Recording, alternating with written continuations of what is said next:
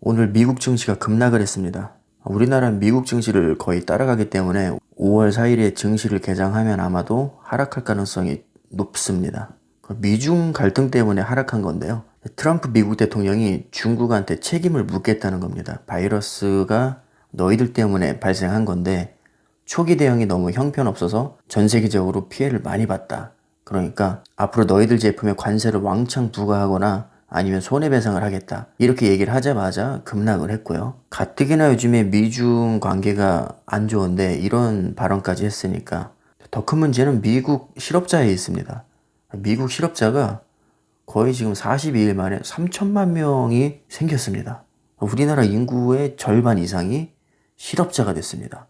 여기 제목에 보면 실업수당 청구 384만 건이라는 거 있잖아요. 이게 일주일치 통계입니다. 일주일치. 4월 19일에서 25일까지 통계 잡은 게 383만 건이란 얘기고요. 3월 21일 이후에 한 6주 정도를 통계를 잡으면 거의 3천만 명이 됩니다. 미국 생산 가능 인구의 약 18.4%라고 하니까요. 5명 중에 1명꼴입니다. 그러니까 미중 무역 갈등, 그 바이러스, 실업자, 심지어 유가 급락까지 최근에 벌어지는 일들을 보면 주가가 폭락을 할 수밖에 없는 상황입니다. 더 큰 문제는 이게 시작에 불과하다는 분석도 있습니다. 그러니까 결론적으로 추가 폭락이 올 가능성이 충분히 있다는 걸 시사합니다. 아직까지는 이렇다 할 2차 폭락이 오지 않았어요, 사실. 그거 기다리는 분 많으시죠, 지금? 아마 엄청 많으실 겁니다. 주식 대기자금이 최근에 45조를 돌파했다는 기사가 있었는데 아직도 매수하지 않고 기다리는 분들이 상당히 많아요. 자, 그런 분들에게는 이렇게 암울한 뉴스가 오히려 호재로 다가올 수 있습니다. 왜냐하면 지금 더 떨어지길 바라고 참고 있는 중이거든요. 저 역시 쫄리지 않습니다. 근데 저는 사실 상당한 금액이 이미 들어가 있는데도 불구하고 쫄리지 않아요. 왜냐하면 저는 직장인이기 때문에 분할 매수를 할 수밖에 없는 상황이고 또 장기 투자를 생각하고 있기 때문입니다. 그러니까 저는 주식이 급등하기를 바라지 않습니다. 오히려 떨어지거나 횡보하기를 바라요. 오랫동안. 그래야 싼 가격에 주식을 계속해서 모을 수 있고 금액도 커지기 때문입니다.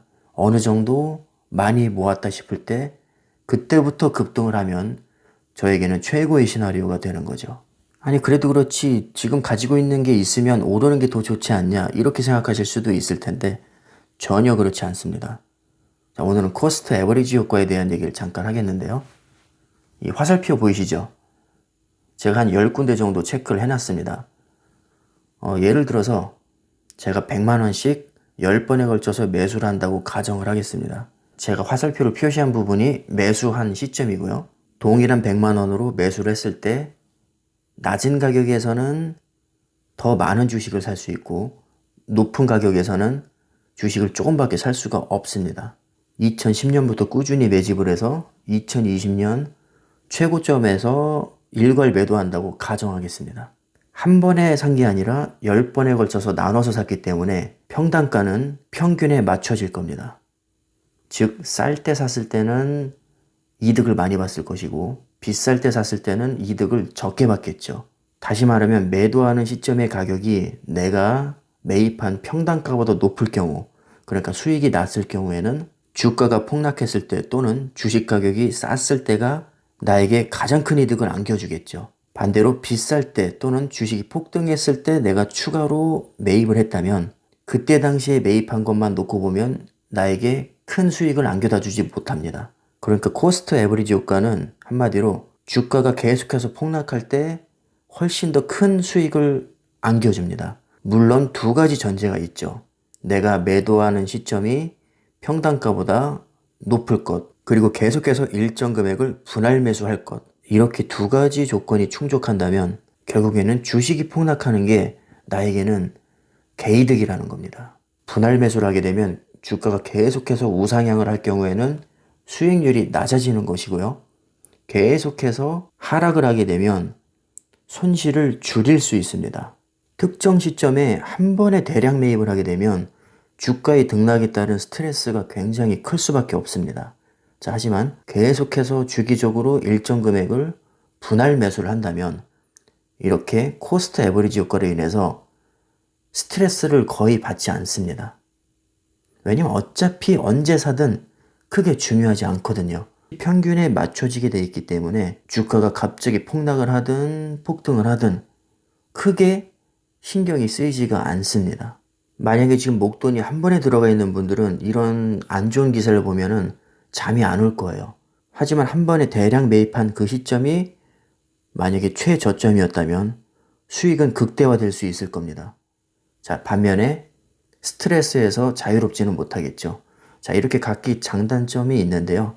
저는 초우량주를 분할 매수해서 코스트 에버리지 효과로 길게 가는 것이 폭락장이 오든 폭등장이 오든 그렇게까지 신경이 크게 쓰이지 않는다는 점, 이 점이 가장 큰 장점이라고 볼 수 있겠습니다. 코스트 에버리지 효과는 한마디로 상승장에서는 수익을 떨어뜨리는 물타기고요. 하락장에서는 손실을 줄일 수 있는 물타기라고 생각하시면 정확합니다. 별게 아닙니다. 그냥 물타기예요, 물타기.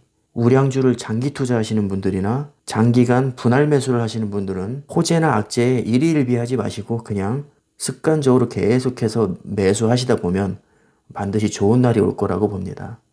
오늘 영상은 여기서 마치겠습니다. 감사합니다.